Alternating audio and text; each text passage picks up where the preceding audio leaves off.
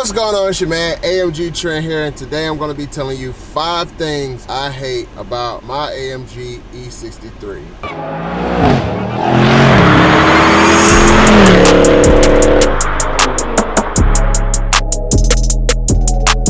What's going on, guys? Your man AMG Trent here, checking in with another video, and today I'm going to be telling you 5 things, yeah, only 5. 5 things I hate about my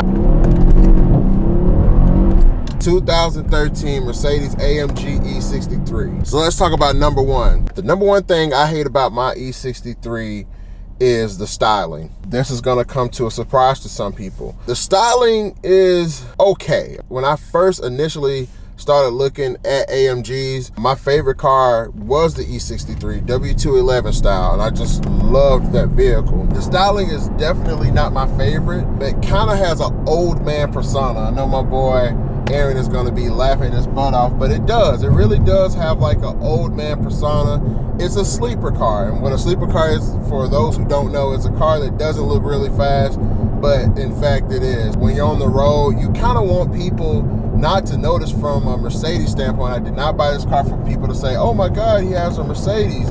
It was more so for the performance. You know, you may pull up on a Hellcat or something like that and may want to give it a run, and they're just like, who is this guy in this granddad's E-Class? Now, it does kind of keep you out of trouble because you're not racing all the time, because nobody's pulling on the side of you trying to cool Chevy SS up ahead. Oh my goodness. My God, this car is... But I will say, for those who really know their cars, they can kind of spot this car out pretty easily by the AMG badging and the brake calipers and stuff like that. And I have had Mustangs try to pull up on side of me and try to race me. It's pretty funny what I do to them. The second thing I would say that I don't like about my E63 is, in fact, the transmission. This car is equipped with the 7-speed speed shift transmission from Mercedes. Overall, it's a pretty bulletproof transmission. I can't complain about that. Now, with that being said, it is slow to react at times. For instance, when doing upshifts, they're not going to be as fast as something like the dual clutch. Downshift happen fairly quickly. Just by flicking the numbers on the paddles, you can see them change, but the transmission is not reacting that quickly. This is not the smoothest transmission. And I don't know if it's just because of the nature of the clutch packs in this transmission that causes it to be not as smooth, but this is one jerky transmission. If you're driving, let's just say in town and just around in the city, it is a very jerky transmission, so much to the fact that I thought something was wrong with my vehicle. Doing some research and looking through the forums, I did find out that, hey, this is just a common thing with this transmission. It is a super jerky transmission. One thing that you can do to combat that is to just manually shift the transmission all the time. Another thing is to get it out of comfort mode and put it into sport mode or sport plus. The third thing I really hate about this car is the position for the turn signal and the Distronic / cruise control. In this car, you will literally mistaken the turn signal for the cruise control stop. Why they put them in the same area, I have no earthly idea. I would have preferred to have had the cruise control on the opposite side, meaning the right-hand side, but they chose to put both on the same side. Why they chose to do that, I have no earthly idea. I hate it. Anytime I'm trying to turn on the signal, even to this day, I've had this car 3 months now, and to this day, I still hit the cruise control on accident when I'm trying to, you know, make a lane change or turn left or right. I still do it, and all of a sudden the cruise control comes on and you're having to slam on brakes because it's like that abrupt throttle response that you get from putting it in the Distronic cruise control. If you do have an E-Class or CLS class, leave a comment down below and tell me your top 5 things that you hate about your CLS or your E63. Just let me know in the comments down below, and if you haven't already, go ahead and subscribe to my channel. The 4th thing I absolutely hate about this car is the Bluetooth connectivity. Now, a lot of people like Autovlog mention something about in the C classes that they have the newer C classes that you can't see the volume control.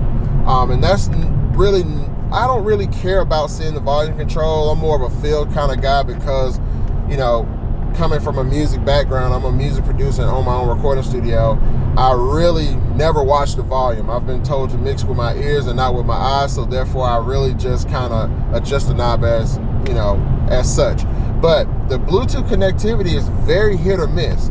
Now, the sound of the system is a pretty decent sound system. It's a Harman Kardon system. The Bluetooth connectivity, again, is hit or miss. So I noticed anytime I've had a phone connected to this, when you have the phone connected in Bluetooth mode with audio, Bluetooth audio, when you go to turn the volume up, it doesn't respond.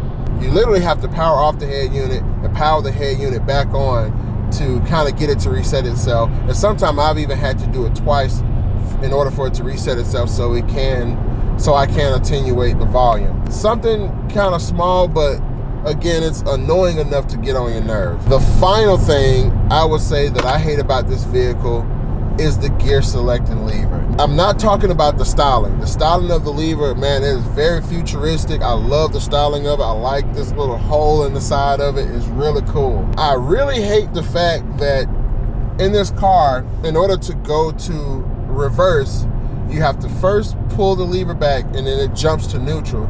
Then you have to push the lever forward to go into reverse. Why it just can't go to reverse, I have no earthly idea why it can't just go to reverse. Maybe it's something, again, with the way the transmission is set up and how the clutch packs work in this vehicle. I'm not 100% sure, but I really wish that it was just a way to just go straight into reverse, just in case of an emergency or a shootout or something like that. But you get the point. I really wish it was just a way to just go straight into reverse. I noticed getting into this vehicle, if you let somebody borrow this vehicle, you really have to tell them how to put this car in park. I remember when my wife drove my car once and she got into the driveway and I could just see the confusion on her face on how the crap do I put this thing in park. Great thing about it is if they just turn the car off, the car will, you know, go into like neutral or something, and once they open the door, it'll force itself into park. But you have to tell them, hey, you know, you have to hit this little P button in order for the car to go into park, you know, or else you'll start rolling. So, you know, just make sure if you have an E63 or anything like that, you tell them, hey, hit the P button and you will, you know, be able to put the car in park. That's it for me, guys. Just a short video about 5 things I hate about my vehicle. If you have the same car, W212 chassis or E63, or any car for that matter, if you have a car, C63, M3, anything, leave a comment down below. I would love to see you guys interact with me and tell me things that you don't like about your cars. And I'll go test drive some of these cars and see if I don't like those same things. Thank you so much for tuning into this video. Make sure you guys comment, like, and subscribe. And also don't forget to share these videos with your compadres.